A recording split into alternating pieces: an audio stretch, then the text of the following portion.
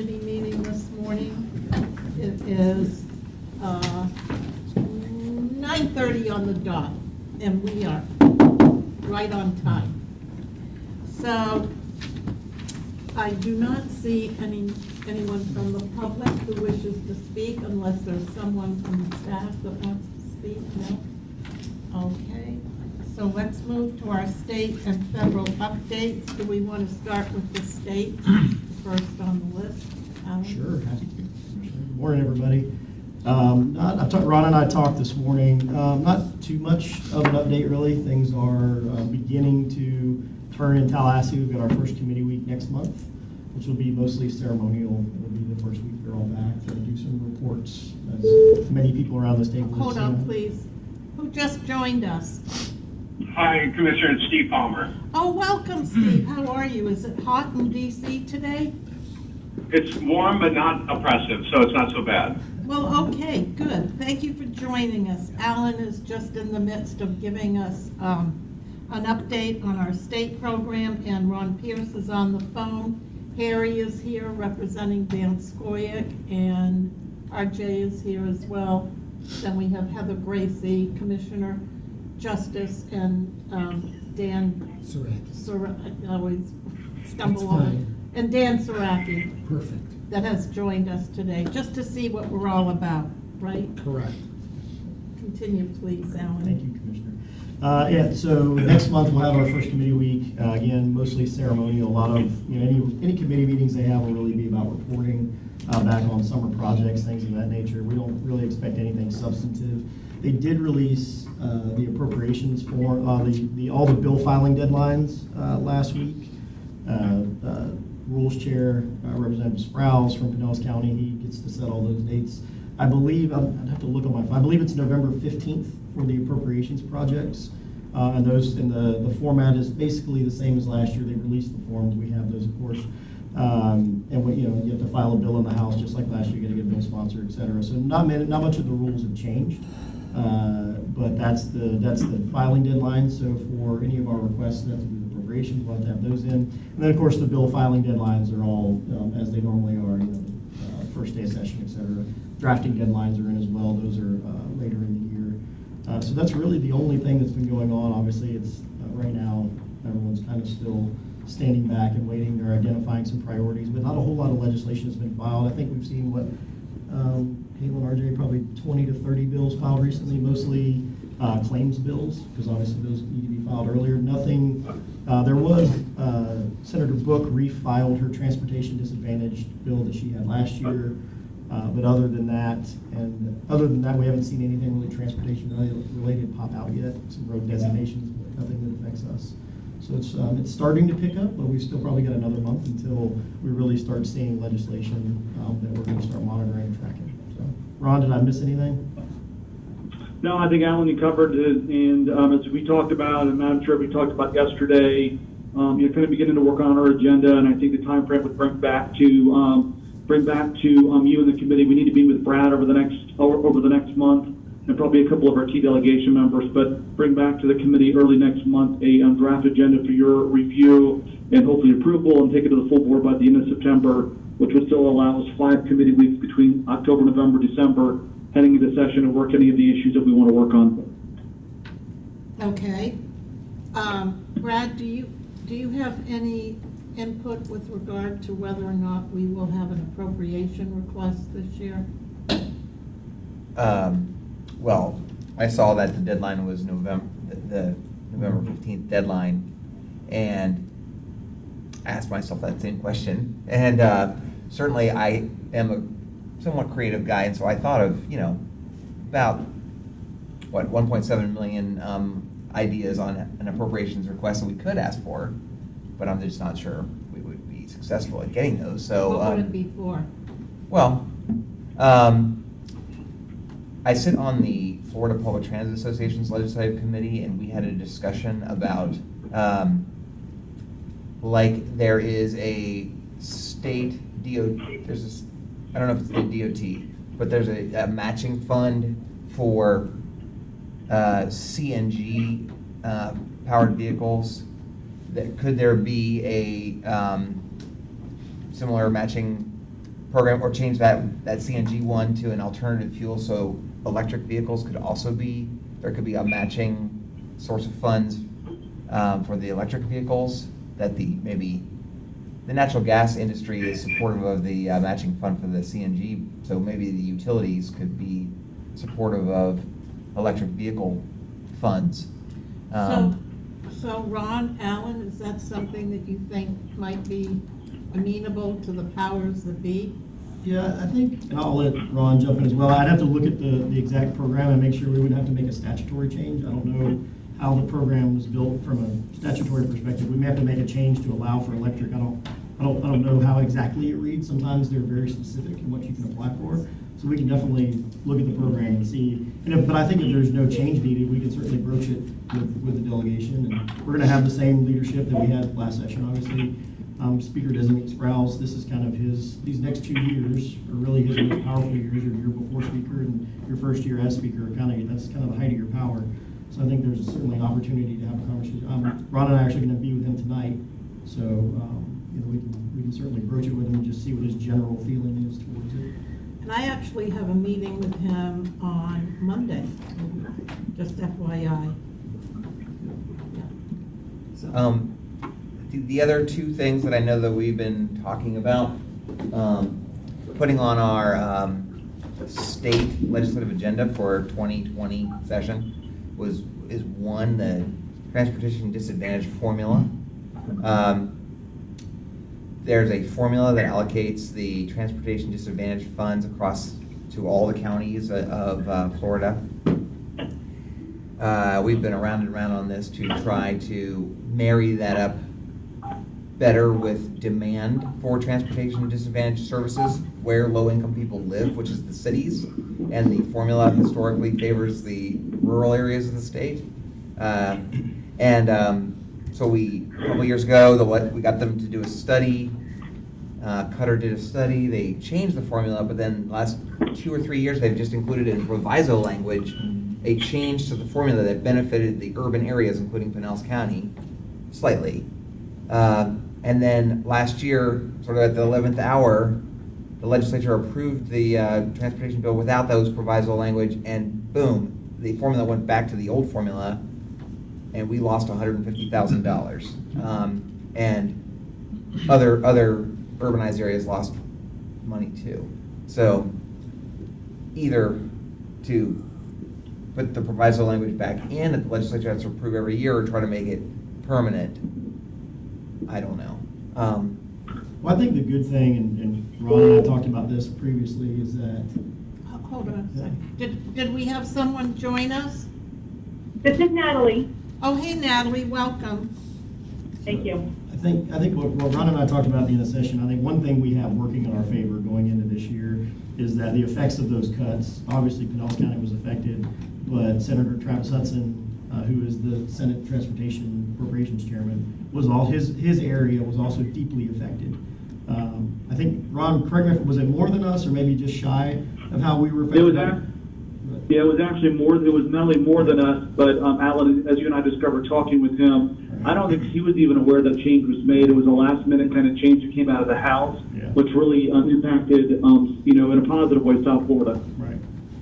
So I think that we have some folks now in the Senate who realize what those cuts entailed, and I think the Senate Chairman will be interested in certainly ensuring that his area gets their fair share of the money, which we'll be able to just kind of ride the coattails on and make sure that we're back to being funded appropriately. So.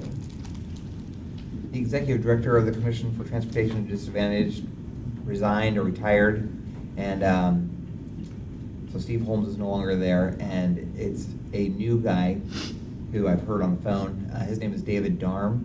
He is the former chair of the Transportation Disadvantaged Commission, and now he's the executive director. He seemed nice on the phone. I don't know anything about what he might want to do. But he's brand new there, so lots of things probably with transportation disadvantage. The other thing which we've talked a lot about locally, and I know that Commissioner Long, I think you said you spoke to Representative Sprouse about, was the idea of PSTA providing transportation to high school students and a partnership with the schools, but I don't know of any, anything at the state level that needs to be changed on that. Well, you know, for Ron and Natalie and Alan and RJ that are sitting here, the idea was, there's been quite a bit of publicity about the plight that the Pinellas County Public School System is in with regard to transporting their high school students. And some months ago, I think it was back in February, if my memory serves me correctly, right, Brad? We met with the transportation person from the Pinellas County School System who expressed support for a pilot to see how that might work, but then somehow between PSTA and the school board system, communication fell into a big black hole, and my understanding is you were resurrecting that, Brad? Yeah. And I had an opportunity to speak to the superintendent 2 Saturdays ago, and he expressed genuine and sincere interest in trying to see if there was a way to craft a pilot project. So I don't know how, or if the state would need to come in on that. Do you either of you know, or can you find out? Yeah, we can certainly ask. Ron, Natalie, are you there? Yeah, we're there. We can find out. I don't know off the top of my head. I mean, from a funding standpoint, how that would work, but we can definitely find out for you and report back. Yeah. I mean, one thing that I've heard in the past, which I don't know anything about school funding, but I believe I was told that some of the funding for school buses, yellow school buses, is based on the number of students that ride in a yellow school bus to and from school. So Pinellas could be harmed if instead the kids take a different colored bus Right. to school instead. Do we know if other counties do this for their high school students? I don't know if other counties do it, but I know I've been to other parts of the country where the public transportation system is used wildly for Yeah. But transporting you don't even think- little kids. You don't think in Florida anywhere does it? I've never heard that before, What? as far as using in Florida. Oh, I mean, I know up in north in some of the larger cities that have a, well, in New Well, we can Orleans, ask they them. all ride on the little trolley. We'll also see tonight, Elementary school kids. we're gonna, so Chris Laval is gonna be at the event tonight, he's the House K-12 approach chair. So maybe Ron and I can just grab him for 1 second and just ask him maybe if Monday, he can just make a call to his staff and say, hey, this is an idea, what are the roadblocks, what are the funding mechanisms, how, would the schools be hurt if we did this? We can just ask his staff to look into it, I'm sure he'll make that call on Monday, that's a pretty easy ask. I can tell you a lot of the Largo High School students already use the Route 73 every morning. I mean, But I think the students are already using the buses all over the county, Yeah. going back and forth, because they can either get there before or a little later after, the regular school bus, so. I mean, the need, the issue is that the schools, at least what they say, well, they've said it privately and publicly, the reason that high school students have to get to school so ridiculously early, including my own, is because of the transportation, of the limited number of school buses and their difficulty in hiring school bus drivers, and they have to recycle the same yellow school bus to pick up the high school kids and then the middle school. So they just need more transportation options, which there's a bunch of blue buses that go right by a bunch of the high schools in Pinellas County that could not carry every kid, but some kids, and then that might make it easier for them to have more reasonable start times. It's certainly worth a look at if there's a couple of routes at one particular school, but it's kind of like the class size. If you don't take, or vouchers, if you don't take all of the kids out of the one route, then they still have to run a school bus, so it's gotta Right. be targeted on trial basis. Yeah. It's complicated. And I think, and this is but it's Natalie, possible. and I think that's one of the challenges too with school buses in the high school as well, is that there are many high schoolers who do transport themselves, or carpool with other friends who have their own cars. So it would have to also be, evaluated as to the scale of economy to ensure that there was efficiencies, to actually have a scheduled bus that was, the right size bus. Yeah, well, we get that it's not easy and it's a bit complicated, but, if you don't try, then you never know. Yeah. So it's kind of an out-of-the-box opportunity to showcase what PSTA can do, and I think it's worth looking into. And I think it's an easy thing for us to ask staff just to look into it. Just, Okay. what they're, at least from the state, and won't answer our county questions, and won't answer the school board questions, but I think we can get a state answer probably pretty quickly. Terrific, thank you. Okay, is that it for the state update? Well, Oh, did you have a question? I just had a question. We're talking about funding. Last year, we had a conversation about how we had gone to Tallahassee with a list of things we wanted to do, and then we would meet with the senators and they'd say, no, they don't really care about any of those things. They had a list of things they wanted to do, and we had the conversation last year of like, all right, we need to ask them what they want to do and figure out how it works for us. Have we had that conversation? Do we have a kind of a list of what Senator Brandis's or Hooper's top 5 things are that would fit with what our mission is and how we can kind of, you know what I'm talking about? Yeah, no, absolutely. I remember the conversation. I don't know that we've had it that directly. I think we've talked about their priorities, certainly. I mean, I can tell you, Senator Brandis continues to talk about the Uber initiative and the late night stuff. That's kind of the one thing that he always talks about. But in Senator Hooper, I don't think we've gotten anything really directly from him. But it's been more about kind of transportation holistically, and kind of big picture in North County. But I'd say other than the Uber thing, they haven't really pointed to one specific thing that they've asked us to do. And I'll add to that, Senator, what we talked about yesterday. I talked with Commissioner Long, was actually trying to set up a handful of meetings in August that is not in the purposes of rolling out our agenda, but kind of getting from them to your point of, here's a couple things we're thinking about, what are your thoughts? And then more importantly, probably not with the entire delegation, but with a few key members of the delegation, is to make sure that we're on the right path before you all approve an agenda and we move forward and we don't have much of the support to get it done. excellent.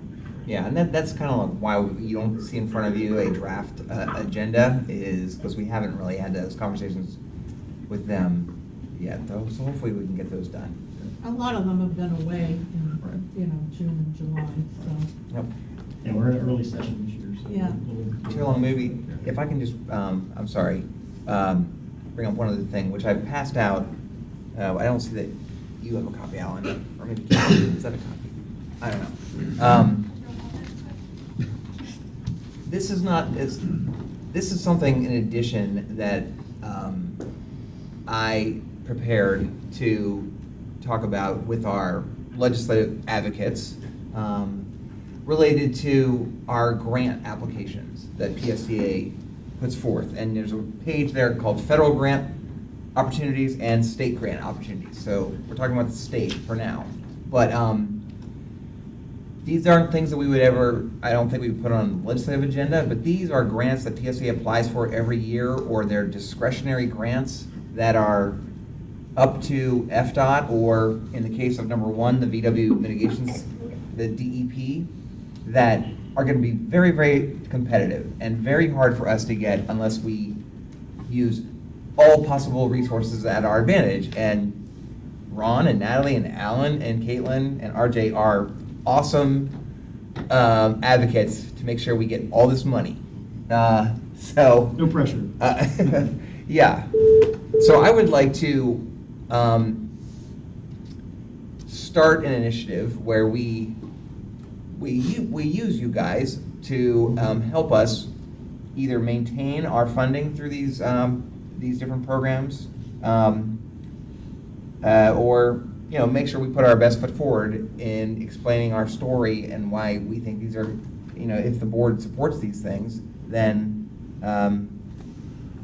we don't leave anything unturned. And to the extent, I don't know if this is really, I know this is done a lot at the federal level, but even getting our legislators, our delegation, to support some of these applications, we haven't done that in the past with these FDOT grants and stuff. So Yeah, so I think that's a great idea, and I can tell you with our local government clients and with our nonprofit clients who apply now, some of those are transportation grants, whether they're cultural affairs or whatever they may be. We work with them on their grant programs as well, and sometimes it's just a letter of support, which can be helpful. And sometimes it's also being a little more engaged if it's an extremely competitive grant by having members of the delegation reach out directly to the agency staff. And I mean, they're certainly not telling them they have to do it.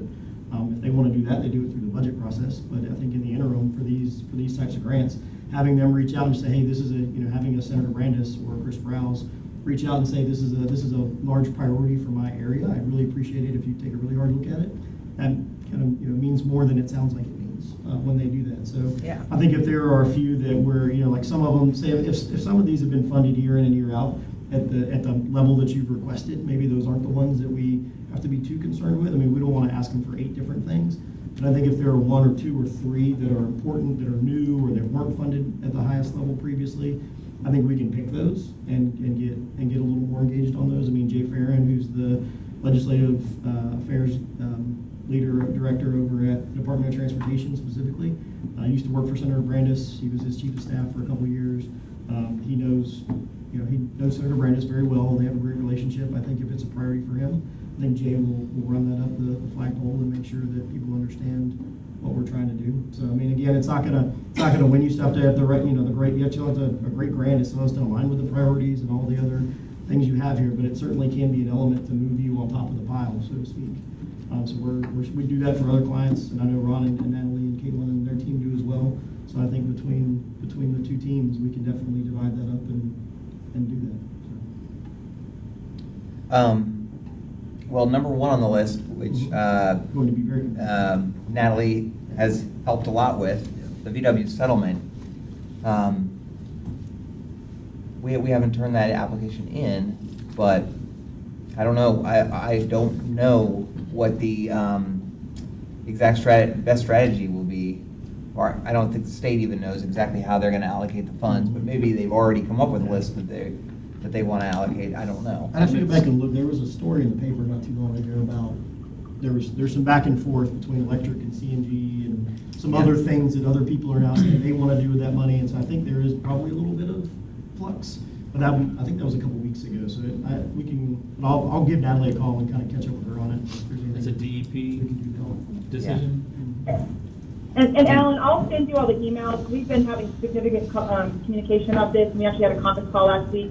We're going to engage on the public comment portion, as well as we're doing research right now on kind of the next steps. So I'll send you the email that everyone else has seen. Perfect. Great. Thank you. Yeah, so there is a deadline of next Friday for public comment on the state's draft plan for Volkswagen settlement funds. The state of Florida got $166 million, and they have published a draft plan and their draft plan calls for 70% of $166 million to go toward electric CNG or diesel replacement buses. School buses or transit buses. 70%, which is $116 million. 15% to electric charging stations for cars, and then 15% for heavy duty, like off-road or boat diesel engine replacement. And so that's pretty good. And so our draft comments that are due next Friday are to echo support for that allocation. And, oh, by the way, we're going to be in there for maybe about $30 million of the $116 million to come to Pinellas County, please. I don't know, maybe that's too rich of an ask, but if you don't ask for it. yeah. So hopefully, St. Petersburg City Council was presented some draft comments similar to ours yesterday at their council meeting, and they're going to send in a letter of support by next Friday too. I sent a copy of our draft comments to Doyle because I couldn't remember the name of the county's sustainability person. Hank. Hank. I gotta write that down. Maybe he could send in comments too. Well, we were all over that. Okay, oh, good. I let Barry know beginning of the week when the deadline was, and he said Hank was all over it, because we'd like to do some things with our fleet as well. Yeah. And as Natalie said, these are just comments, sort of to get our name out there as interested. Then the state is going to turn around and come up with some kind of way to allocate the funds. But this is an opportunity for us to really advance our sustainable fleet. Okay, anything else on this list that you want to speak to, Brad? No, other than it's interesting that Alan said that the legislative person for FDOT is a former Senator Brandes person, because I heard yesterday at my Florida Transit meeting, the new head of transit for FDOT, Liz Stutz, announced that for the first time, the state transit office is being asked by their higher ups at FDOT to develop a innovation vision. I wonder where that came from. And then, kind of depressingly, they said that they're going to look at all of their discretionary programs, which are all those items, service development grants, 3, 4, all these other things that we get, service development grants and urban corridor funds, and that they're going to require applicants to demonstrate that their applications for those things in the future are innovative. I'm like, really? We rely on those grants every single year, and now we have to just make them sound innovative. I'm looking at you, Cassandra. Well, that's okay, I'm not worried. Cassandra's very creative, right? I second that. More creative, yeah. Okay, anything else? Now that you put that blue drop of bloom over the room? Okay, Brad, that's enough. Moving on to the federal updates. Harry? Thank you, Commissioner. Great to be with you again. Steve's on the phone. First of all, I just wanted to say we had earlier this summer, Commissioner Long and Brad came up to Washington. We did a round of meetings with the delegation, congressional delegation, to update them on the BRT project and where that's going. I thought they had some questions about the status of the project, and it was very timely to get in there. Commissioner Long and Brad had a chance to talk to Senator Rubio about it personally, and I thought it was a good series of meetings. Brad also, during his time there, was on and Steve's going to talk about this in a bit, was on a panel with the House Transportation and Infrastructure Committee talking about innovations in public transit, and Brad did a great job. I think that's the second panel you were on this year on the congressional panel, and had done a few before, so it's really great I want to report back to the board what a great job PSTA is doing. It's being recognized nationally for a lot of the innovation programs that you guys are doing. You're just talking about innovation. You're being recognized not just at APTA, but within the Congress, and have been called to talk about those experiences the last couple of years. Abhishek also and Whitney circulated a study just the other day that the committees of Congress are also asking for your input on how your relationship's going with the Federal Transit Administration. That both the Appropriations Committee and the Authorizing Committees have asked for your input, and that has been helpful. Steve's going to talk about a hearing that the House Committee had in July on the Capital Investment Grant Program, and some of your input, I think, helped with some of the questions that were asked at that hearing. My purpose this morning is, first of all, Brad talked on the state side, and we also on the federal side will help work with you to develop a federal agenda for next year. Obviously, the federal agenda always follows the state agenda because your session starts a little quicker. Congress doesn't tend to wrap up its business till the end of the calendar year, so we'll probably follow behind on the state folks and working with Brad to develop and the committee to develop your agenda for next year. Obviously, at the top of that list is the BRT project. The other thing we want to talk about a little bit about is just the current status of the appropriations process. Obviously, dollars are important, particularly as you're looking to compete for dollars for the BRT project. The House Appropriations Committee has completed its work on the Transportation Appropriations Bill so far for this year, and they took a little bit of a haircut on some of the programs, the capital investment grant programs, and some of the bus and bus facility programs that you're interested in, but they're still well funded, and there will be plenty of funds there when you get into the funding agreement phase of the BRT project, so that should not be a problem. The biggest development was last week, President Trump signed into law a 2-year budget agreement that the House and the Senate and the White House have worked out to raise spending caps for defense and non-defense programs for the next 2 years. That's really important. That'll help hopefully avoid another shutdown this year. It sets spending levels for the next 2 years, so that enables Congress to finish out this year's appropriations work. It should allow them to step up pretty smartly next year. The funding levels are pretty good. They're a little bit lower. The final agreement is a little bit lower than the House numbers, so some of the transportation numbers, I think Steve reported on these to you back in the June meeting, are going to have to come down a little bit. But again, there should be plenty of headroom for what you're trying to do. The Senate will start working on their appropriations bills when Congress reconvenes after Labor Day, and there'll be kind of a sprint because the federal fiscal year begins October 1st, so they have a lot of work to do. The Senate hasn't done any appropriations bills yet. The House has done 10 out of 12, so the Senate has some ground to make up. But there's good conversation going on. I think the Senate Transportation Committee has been very supportive of these programs too, and you should hopefully be in good shape, because at the end of the day, the funding levels are set for these programs are the programs that PSTA, the list of these programs you have in front of you that PSTA will compete for. And just a side note, Brad, this is a great idea of what you're doing here to try and coordinate all these federal grant opportunities. We had a conversation, Steve and I had a conversation with Brad last week to talk about some other grant things that you're working on and trying to figure out what's the best use of your congressional delegation and how to marshal that support, which ones are your highest priorities. I think it's good to be able to have these all on one piece of paper and be able to look at that. So, I'm sorry. can I interrupt Sure. you for just a moment to ask you? PSTA is in the process right now of rebranding the acronym BRT.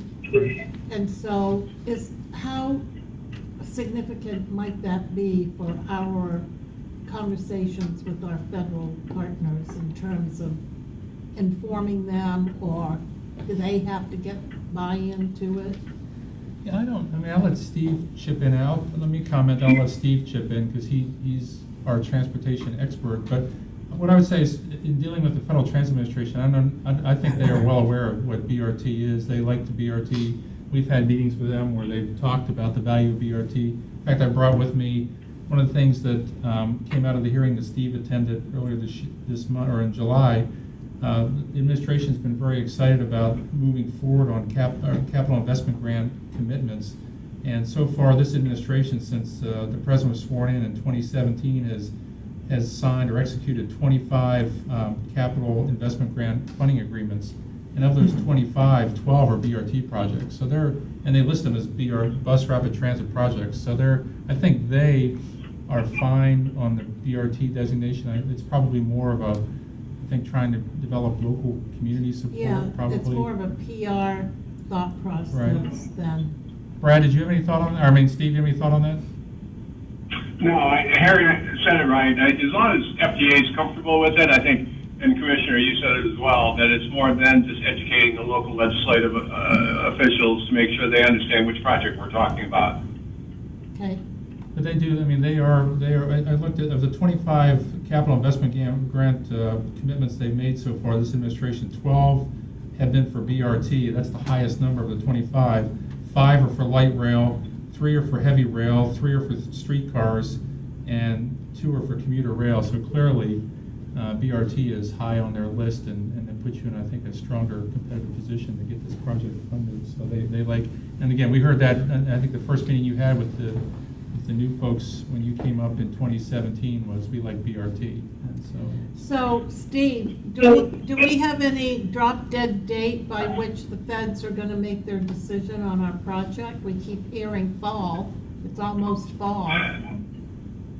So, the PSTA has to submit its data to be evaluated for the next year's budget process, for the fiscal 2021 budget process.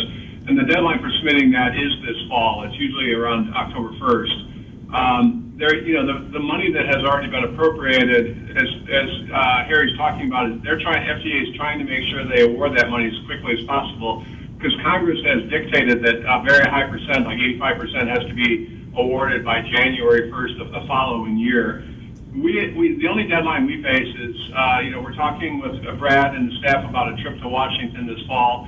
And it will be helpful to try to, meet with Jane Williams and talk to her and staff at FTA about where they are in that process so that they know that when we're ready to go, there's going to be money set aside. There is no drop-dead deadline, but we want to make sure we're in the queue as early as we can get.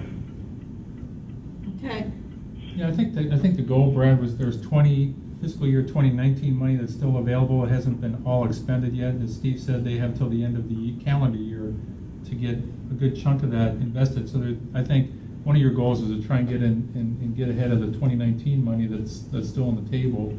But that said, there will be 2020 money available too. I mean, these appropriations bills are robustly funding the capital investment grant program. So I don't know that the funding will be the issue. It's just getting through the administrative hurdles to get your package approved. So, but I think we're working for a third week in September visit up to see Jane Williams and also brief the congressional delegation because we will want their support for this project to make sure that they're weighing in with the FTA. Steve, do you want to talk about the capital investment grant hearing that was in last month and then also give an update on the authorization process? Sure. Thank you, Harry. I'll mention that, and I'll also kind of segue into the reauthorization of the Surface Transportation Bill, the one we call FAST Act. But as Harry mentioned, in July, the House Transportation and Infrastructure Committee held a hearing on the Capital Investment Grant Program. It really was an outgrowth of the work that staff had been doing and the information that was submitted by Brad and PSTA and other transit agencies, where they were trying to understand, okay, so FTA, for the first 2 years of the Trump administration, was not awarding very many new capital investment grant projects. They were funding ongoing projects, but it was tough to get them to approve new projects. So Congress has been putting pressure on them, as we talked about, setting deadlines for them to obligate the money. And this hearing was to find out, beyond that, what are some of the things that are happening to the capital investment grant program? And essentially, based on the information that PSTA submitted along with other transit agencies, they came to realize that projects were being delayed. The project sponsors were being asked to contribute a higher local, non-federal share of funding. That FTA was setting an informal upper limit of 40% for federal funds, and all of that was costing these projects extra money. So it was a hearing that I think put a lot of pressure on FTA to come to terms with the fact that they are being watched by Congress. And in fact, Jane Williams admitted under questioning from Chairman DeFazio that she would approve projects that had a higher funding threshold of 40 federal share of higher than 40%. So it was a good hearing in the sense that they were advocating for the transit industry, advocating to keep the capital investment grant program moving ahead, having them fund projects like the BRT project. So it was all in all a good hearing. And then from that, the Chairman DeFazio recently sent Brad and other transit agencies who participated in that survey a letter highlighting the work that had been done in the staff memo that was used as a basis for that hearing. So it was good work on their part, and it was nice to be a part of that process, to have PSTA to be a part of that process. And staff at PSTA did a great job of submitting that information. If I can, I'll segue over to what I mentioned, the current Surface Transportation Authorization Bill is called the FAST Act, and that expires, it's a 5-year bill that expires on September 30th of next year. We have one more fiscal year of funding that's going to be coming to us through the annual appropriations bill that Harry talked about. But people are starting to realize that Congress is beginning to realize that in a presidential election year, it will be very difficult to get a lot done. So they started in the Senate Environment and Public Works Committee last week. They met and approved the highway portion of the bill. They only have jurisdiction over highways, and they approved a $275 billion bill for highways. And the remaining parts, both gas taxes and other forms of revenue, as well as the transit title and the rail and safety title, still have to be done by other committees. But the good news, there's a lot in this bill, this highway title, that will be good for PSTA and other transit agencies. For example, for the first time ever, the Senate has put $10 billion in for climate change issues. And that can be used for electric charging stations and a number of other issues that will help, I think, address some of that and help get internal combustion engines off the road. The other thing, too, that in there is there's significant amounts of money through the Surface Transportation Block Grant Program and the Congestion Management Program and Air Quality, Congestion Management Air Quality Program. Those two pots of money can be used for highways, but they also can be used flexible to transit programs as well. So those are, there's a lot of good steps that Congress is taking in this bill. The bad news is still there's no idea how they're going to pay for it, because the same chairman who approved this bill then came out 2 days later and said he was not in favor of increasing the federal gas tax. So one of the big items this fall and carried into next year will be, how are they going to pay for any kind of surface transportation bill? Is it going to be a gas tax? Is it going to be a vehicle miles traveled? What is it going to be, a hybrid of some sort? But as of now, the committees that handle transit issues, the Senate Banking Committee and the House Transportation Committee, probably aren't going to do anything until either later this year or early next year. So it is a good start, but it's also a very uncertain path that we have to follow to get this bill done. So, Steve, does Congressman Spano sit on any of the transportation committees? Yes, he does. He's on. Yeah, he does. He's on the House committee, and he's also on the subcommittee that oversees the highways and the transit program, so yes. Well, is that going to be a problem for us, considering the fact that he doesn't believe in climate change? But he's in the minority now, so I believe, Steve, I don't know, I would think that the House will have at least as strong, if not a stronger number for climate change programs than the Senate did. I've got to believe. Steve, you agree with that? Yeah. One of Chairman Peter DeFazio's priorities is reducing carbon emissions. So it's going to be something he's going to take on. We're not going to have to be leading the charge on that. We can be supportive of it. But Harry's right. Congressman Spano is in the minority. And, as a relatively junior member, too, he's not in a position really to change the direction of this legislation too much. We'll just have to be sensitive when we're meeting with him, as you already kind of intimated, that as we talk to him and his staff, that we, make sure the messaging is done right. Well, remind me when we meet with him to tell him my little story about the pollywogs. Okay. So we've got the appropriations process underway, and hopefully we'll wrap up in September or October, or at least before the end of the year, and then obviously the authorization process is going. That said, Steve mentioned that the Senate has a strange setup where two committees actually oversee transportation programs. The Senate Banking Committee does in transit, and PSTA and Brad have a great relationship with the Senate Banking Committee.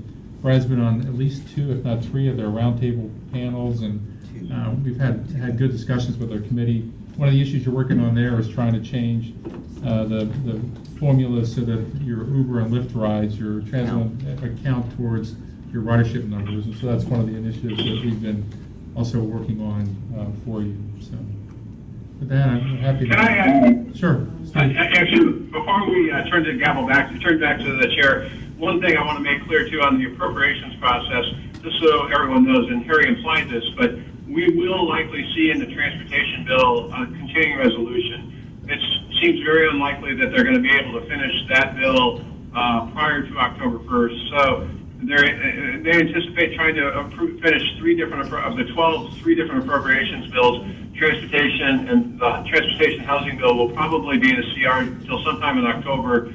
But we have every expectation they'll get that bill done relatively quickly. But I didn't want you to be surprised when there is likelihood of a short-term CR. Well, okay, with that very positive, optimistic summary, Abhishek and I were talking before this meeting about sort of, the schedule for the BRT and the maybe the most aggressive or most positive schedule. And I don't think to get the FY19 funding, FTA, even if there is a continuing resolution, that wouldn't affect it, would it? No, and you're still trying to tap into the 19 money that's still that's available, what- so that money will still be available even if there's a continuing resolution. Okay. So you'll be fine. And a continuing resolution is different than a shutdown, just to understand the terminology. Continuing resolution means the government keeps operating Right. at last year's levels until they finalize the bill. A shutdown means last year they were shut down, the DOT was shut down for a month, and that had a little bit of an impact, I think, on some of your your payments, that's different than a continuing resolution. Right. So But- I think our goal is to still try and get you in the queue for whatever leftover 19 money there is, since you're not, Right.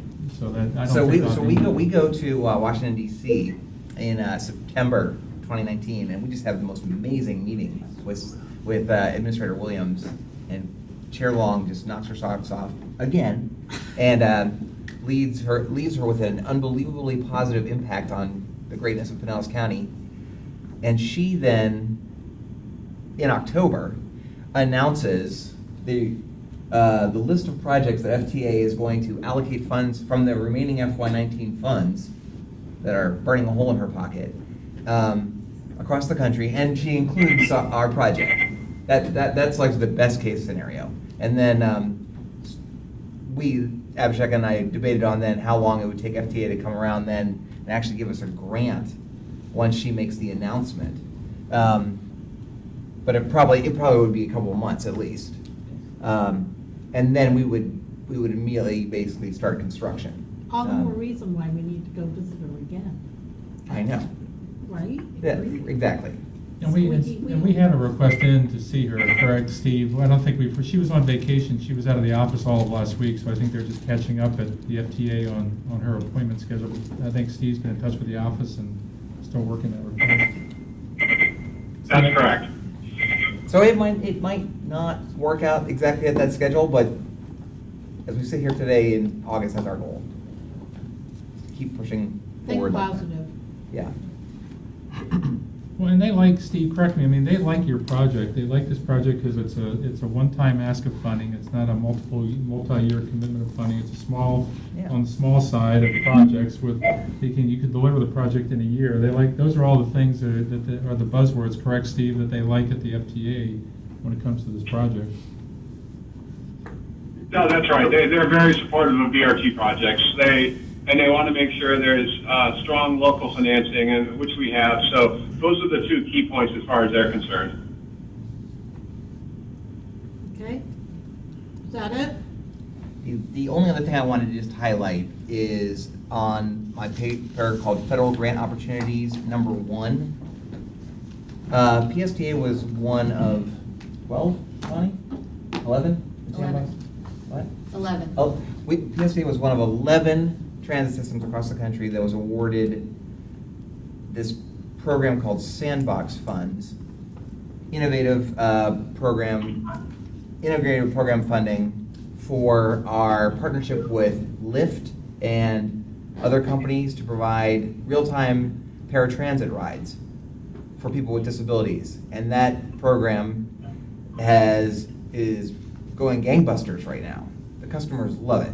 And they are calling and overwhelming our staff in hailing Lyft rides for people to go on rides right now. And unlike our Care Ride normal paratransit program, which is like 95% to and from medical appointments, these people are hailing Lyft rides to go to the movies or go see their daughter for lunch, and they're having fun instead of going to the doctor.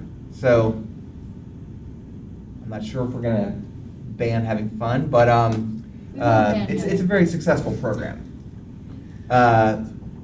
It also puts PSTA sort of the 8 transit systems that are launched sort of innovative programs like this have all these meetings around the country. Bonnie Epstein, who helps manage that program, is in high demand to go speak at conferences and make presentations about PSTA's thing. So FTA has now issued their second Sandbox notice of funding. They've changed the name, of course. They can't call it Sandbox, so they call it IMI, which stands for Innovative Mobility Initiative. They've talked about how they want to spread the love and spread the money around so I think it's going to be very, very hard for PSTA to get a second grant, but we're trying. We're trying to be innovative. So the idea that we have this go around, I think is pretty cool. I hope they think it's cool. We're partnering with other transit systems and partnering with the private sector in creating what we've been trying to work on for a while, basically an integrated app, mobile app, a mobile payment app that would combine transit, Uber, Lyft, bike share, scooters, all different modes, and you could pay also, kind of like your Starbucks app where you have your credit card in there or whatever, or a payment in there, and then you can pay for all your modes. You can pay for a bus to the Uber or whatever. Working with a private app provider called Transit App, which we already use. Nashville Transit System is the lead applicant, although we're sort of a co-lead. And then other transit systems can sign on. There's sort of an ever-changing list of other transit systems that are interested in this. And then application number 2 is part of an autonomous vehicle consortium that we're part of. Where there's actually 17 different transit systems that are working together toward inventing a regular bus that's autonomous, which has not been invented yet. They've come up with these autonomous cars, and they've come up with these little tram. I don't know what it's called, low speed vehicle. Low speed vehicle. Has about eight seats. And that's what we are proposing to do, some pilots with those kind of vehicles. But this group wants to even move forward and get some R&D funds, basically to come up with an autonomous regular bus. Michigan Department of Transportation is the main applicant for that, and we're one of many that is supporting that application. So hopefully, working with these other cities, maybe even get some congressional support letters that are not only Tampa Bay. Oh, Hart is part of the app as well, number 1. And I don't know if there's high-powered people from the Nashville congressional delegation, or maybe Rhode Island. I'm still trying to get Rhode Island, Providence, to put in letters of support. Maybe we will be successful in getting that grant. But again, I think it's going to just take a concerted effort on all these things, because they're very, very competitive. Okay. Anything else? All right, then, moving on. You have the minutes of June 5th and the June 19th legislative minutes, so may I have a motion to approve, please? Second. Thank you. All those in favor? Aye. Aye. Yeah. Okay, future meeting subjects. Brad, future meeting subjects? Well, I think we'll definitely have a draft state legislative agenda for the committee next month for the 2020 session, which the 2020 session actually starts on what day? In January? It's January 1st. And then, maybe we'll have a draft for the federal next month. Hopefully we can have it for the federal as well. We'll probably know on some of these grant applications we put in whether we were successful or not in about a month, I think. All right. Are we still set for Wednesday, September 4th? Are we? No? I'm not sure yet. There's that climate summit. Oh, that's right, there's that an energy Yeah, I summit don't know over in who's Tampa on going, the when, 4th. or, Oh. so it's sort of up in the air. Okay. I'll try to get that settled, or moved, or We'll let you know. confirmed, whatever. We'll talk. Okay. We'll talk about that. Okay, anything else? I think that's right when they had the transportation thing, right? Any other business, Brad? Nope. Mary? No, ma'am. Alan? Okay, then, for the good of the order, then, we are adjourned. Thank you. Bye, everyone. Bye. Bye. Thank you all Bye. for being Thank you. here. Hey there. I'm good, how are you? I saw that. I need to know, so I'm looking at it. No, so George Payton is a senator. Okay, I had it. And so Hurricane Michael was Yeah, did you- Hurricane Michael